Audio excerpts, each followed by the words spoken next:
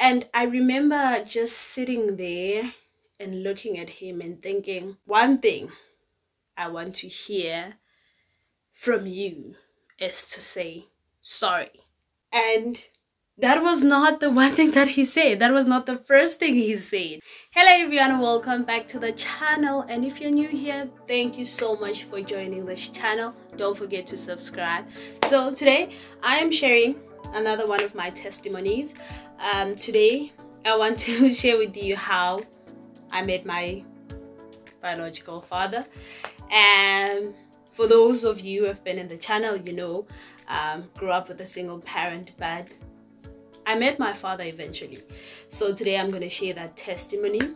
But before I share that testimony, I do want to say to every parent out there, please tell your kids the truth.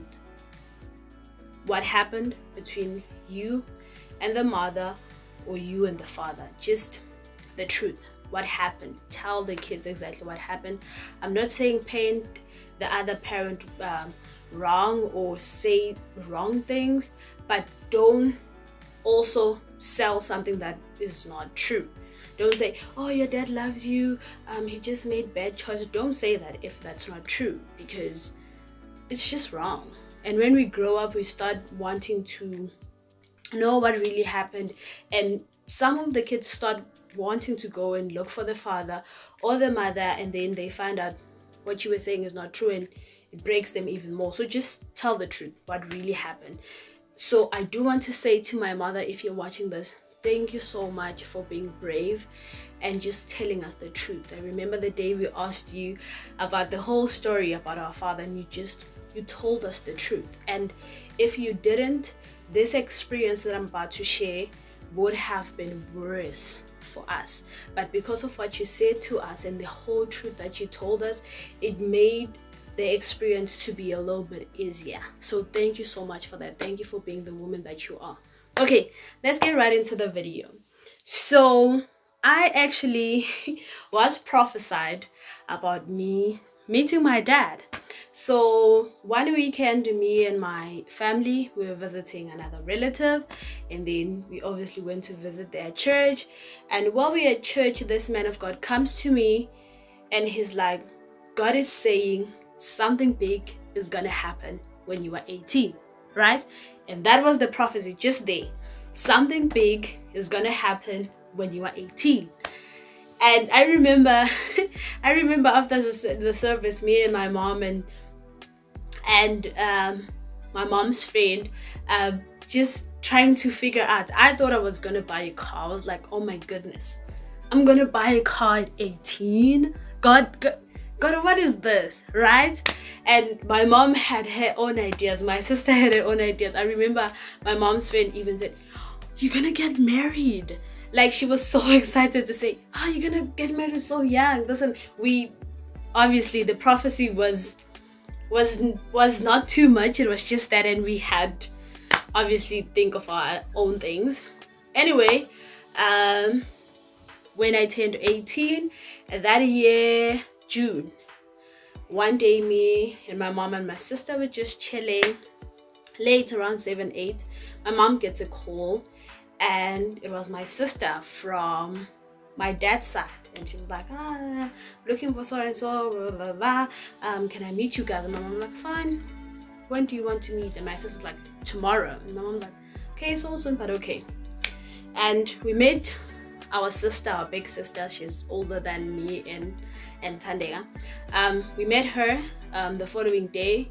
It was good seeing her, and she was like, I'm gonna go back and tell, because she had been looking for us on Facebook, and she eventually found my mom. And she was like, I'm gonna go back and tell my dad and my mom that I found my sisters. And my mom was like, okay, cool, I'll hear from you. And then she calls and she's like, can we meet on weekend? I will come with my mom and my dad, and saying they want to meet us, me and my sister. Okay, fine, come weekend. I didn't feel a thing. I was not excited to meet my dad, obviously. I was not even curious to meet him. I was okay. And maybe you can say I was numb, but I was okay. Personally, I wasn't feeling a thing. And I remember that weekend, my mom left first to go and have a conversation with my dad and his wife first. And then later we were gonna arrive. And then later, me and my sister came and we were sitting at the table and at a restaurant. We met at a restaurant, and my mom, me and my sister, we were sitting on this side and we were facing towards my dad and his wife, and my brother from my dad's side. Okay, and I remember just sitting there and looking at him and thinking, the one thing I want to hear from you is to say sorry, right? And that was not the one thing that he said. That was not the first thing he said. Instead, his wife said she was sorry. We are sorry. Him and her were sorry. And I was expecting that from my dad. I wanted to hear him say, I'm sorry. I didn't want to hear an excuse, but because for me, I had a conversation with a friend of mine and I told him, for me, there's no explanation that my dad could ever give me to say why he left me, ever. Like, I don't even want to hear it. But what I wanted to hear was him saying he's sorry. That's what I wanted to hear, and he didn't say he was sorry. I remember just sitting there and looking at him and facing him, seeing him for the first time, and the first thing that he says is not, I'm sorry guys, I'm sorry my daughters. I don't know, like hurt just came like so heavy on my heart. A lot of questions, like a lot of things were going through my mind, my heart. I felt angry, I was hurt, I was broken. And I remember I said to my mom, can I go to the toilet? My mom was like, fine. I went to the toilet and I cried. I cried for a good 5 minutes. And the reason why I was crying is because I was having all these feelings at the same time. And I wanted to hear him say he's sorry. Maybe I was not going to be like, oh, okay, then we're good. But I wanted to hear him say it to my face, that I'm sorry, that 18 years later, now I'm just coming and say, yeah, I'm your father. Like, I wanted to. And also a whole lot of things, how it was difficult for my mom to raise us, how sometimes she didn't know what she would give us, sometimes she didn't know what she would do. And I was always having these allergies, being sick now and again, and there are a lot of things that I can't eat. My mom had to make a plan, because I can't eat this, it's gonna make me sick, and sometimes she can't buy this, but she has to make a plan. I was thinking about all those things and they just came into me so heavy, and I couldn't hold it in. I cried for about a whole 5 minutes in that toilet. I remember the cleaning lady even knocking at my door, and she was like, are you okay? Are you crying? I was like, yeah, I'm crying, but I'm okay. And she was concerned because I was in there for a good 5 minutes just crying, like heavy crying, you know. And I remember I was like, pull yourself together. And then one day I wiped my tears, I pulled myself together, I went back to the table. I remember after that I was not there. Mentally, I was not there. I was like, I shut down. And we came back, it's fine now, we talked, blah, blah, blah, okay. And we came back. I remember I cried myself to sleep that night. I cried myself to sleep that night. Just thinking more on how it was difficult for my mom to raise us. But she was there. Like, she could have run away, but she didn't. But my dad decided to, you know what, I'm gonna run away. I'm gonna have the easy way out. And him not apologizing was like, oh my goodness, this guy is not even sorry, is not even feeling bad for what he did. And I just couldn't understand, why are you here? You're the one who looked for us. Why are you here? If the first thing that you're gonna say is not sorry, and you're not gonna act like you regret what you, why are you even here? Like, that was my thing. That's why I cried so much. I was like, oh, he doesn't know what we went through, and he's just coming here and not saying sorry, and his wife is saying sorry. I'm like, I don't get it. And I was so hurt. And the funny thing about that was that I didn't even know I felt that way until I saw him, right? For me, it was always my mom, Christ, we're good, let's go. Although I was curious to say, I wonder how it would be if I had a dad in my life, but it was never an issue because Christ did play the role so well, and my mom, amazing. So growing up, we were those kids who knew my mom could never say no if she had it. If she says no, she really didn't have it, and we were okay with that. Growing up, and my mom was so strict to us, and the way she raised us so well, and the woman that we are today, I didn't see a problem, because I look at myself in the mirror and I'm like, Christ and my mom, you guys did amazing with me, right? I didn't have that thing with my dad until I saw him, and I was like, really? And seeing him not feeling even bad, and not saying sorry, and not like begging for our forgiveness, I was like, I don't get it. So I cried myself to sleep that night, and fast forward to, it's been 6 years now since 5 years since we met our biological father. And I'm sorry to break this to you if you thought this was a happy ending. We still don't have a relationship with our father, but the testimony that I want to share with this story is us getting the healing that we needed, but we never knew we did, right?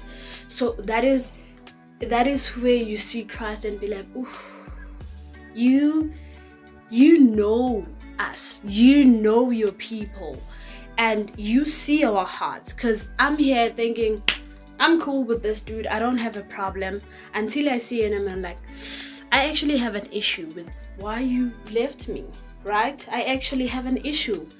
And God wanted to give us closure. And I remember me, 1.5 years later, me and my sister were talking about it to try and understand, what is this? How is it possible that 1.5 years later we still don't have a relationship? You still act like we don't exist. What was the point of this? Until we break it down and we got to a point where we realize God was saying, you guys need this closure. You might not know it, but I, your father, I know it. We needed that closure more than ever. We needed to see our dad and feel the way we felt, and cry and scream and yell, and so we could feel better. And we never knew we needed that. I never knew I needed that. I was always like, it's fine, he's not in my life, let's go. But I needed that closure. I needed to see him not caring so that it hits different. I needed to see him and experience the kind of person he is for me. He's not a bad person. I'm not saying my dad is a bad person, but I'm saying I needed to experience why he left me. And because my mom was so honest, since I started this video about parents being honest, because my mom was so honest with us, we saw what my mom told us in him, and it made the pain easier. I don't want to lie. My mom never talked bad about my dad, but she told us the truth, and that truth was the one that helped us to navigate this thing smoothly, because it wasn't so drastic to say, oh, why is he not caring, right? It was kind of like, we kind of knew this would happen. It was just shocking because he was the one who looked for us, right? But when it happened, how he acted, how he continued acting like we don't exist, it was not a shock, because my mom kind of gave us a hint of the kind of person he is and his personality. So we were like, okay, it was just only confusing because you're the one who looked for us, but right? So we realized that God wanted to heal us, and I am so proud to say 6 years later, still not having any relationship with my dad, still not talking to my dad, still not trying to build our relationship with my dad. But whenever I see him, I look at him and I don't feel angry. I look at him, I don't feel hurt. I look at him, I am okay. I have accepted the fact that he doesn't love me the way I would hope he would love me. I have accepted the fact that he has made his choice. I can't change it. I have accepted that he might not want to apologize, and that's okay. I don't feel hurt. I don't feel that brokenness. I don't feel that hurt towards him. And for me, that's a breakthrough. For me, that's what God wanted to do when I met him, and he did it so well. I am honestly okay with my dad. I am honestly okay with my dad. Like I'm saying, I don't feel hurt. I don't feel anger. Even when sometimes it's 2 years without talking to him, without hearing from him, I don't feel angry when I see him after the 2 years or after that 6 months. I don't feel angry. I'm like, okay, hi dad, how are you? Good? Because he is my dad at the end of the day. But I don't feel that pain anymore. I don't feel that brokenness anymore. And I'm like, Lord, thank you. Thank you that you know me way, way, way better than I know myself. Because I never thought I needed that closure, but you did. You were like, I know you. I see right through you. I know your heart. You need this closure. You need to see this man and face that hurt and face that brokenness and deal with it. Because I had to deal with it. It wasn't easy. I had to beg my heart. I had to pray. I had to cry every time I think of him to get to this point, to get to a point where I can talk about this and don't get emotional. I can say that my dad doesn't love me and don't get emotional. I thank Christ that I am okay with this issue. It's not an issue to be okay with, but when you have Christ, child, you're okay. I'm okay. I'm really okay. I'm at a point where I'm really okay. I don't hate him. I don't know if I love him, but I don't hate him. I'm just okay with him. I'm like, you made your decision and you're sticking to it, and I'm glad that I had a mother that was like, I can't carry all this by myself. I'm gonna hand it over to Christ. And Christ took over, and I am his. I know where I belong. I might have a biological father that doesn't care, but Christ would do anything for me, and that love he gives me is enough. So this testimony is saying thank you, Lord Jesus, for knowing me better than I know myself and knowing what I need when I need it. And I got that closure. I'm sorry if you're like, oh, this is not a happy ending. It's not a happy ending, but at least we got that closure. For us, it was enough to get through that pain and leave it behind us and leave even maybe those mulanyana questions that we have about my dad and why he made the decision he did. But we have that closure, and me and my sister, we are okay. We have healed, and we couldn't have done it without Christ. Hence, I'm testifying about this and saying we are okay. We have healed, and we are moving forward, and we are growing in Christ, and we are understanding how much Christ loves us, and which we find comfort in that. So I also want to say thank you so much to my mom for never giving up on us, for taking care of us, for sticking by our side, for praying for us, for giving us Christ. You are an amazing woman, and we couldn't have asked for a mother/father better than you.